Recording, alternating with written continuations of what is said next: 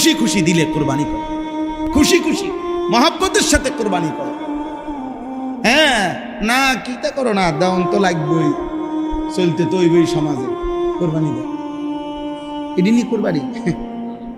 যাও আর বেশি এমনো মাইয়ার বাড়ি থেকে কিছু মেহমান খাওয়াই না, আজ 6 মাস দূরে ঘুরাইতে আসি, বুঝছেন না কথা, কয়েকবারই কথা দিছি খাওয়াবো খাওয়াবো, যাও এক উচিলা দাও, বাড়াইয়া দাও, 50,000 টাকা বাড়াইয়া দাও, একটা গরু একটু বাড়াইয়া লও, একবারে সারাই দাও। 50,000 টাকার গোস্ত আলাদা কিনতেন, কোরবানিটা বরবাদ করে দিলেন কেন? বুঝেন না কথা, এগুলো নিয়ে কোরবানি না, শুধুই আমার আখিরাত, শুধুই আমার আল্লাহর ইবাদত, শুধুই আমার আল্লাহর মহব্বত, নয়তো গোস্ত তো আমি আগেও খাই পরেও খাই, ঠিক না? এই জন্য আল্লাহ নবী সাল্লাল্লাহু আলাইহি সাল্লাম বলছেন এখানে কোনো পেরেশানি মনে করো না, বরং যতজনের উপরে কোরবানি সবাই কোরবানি।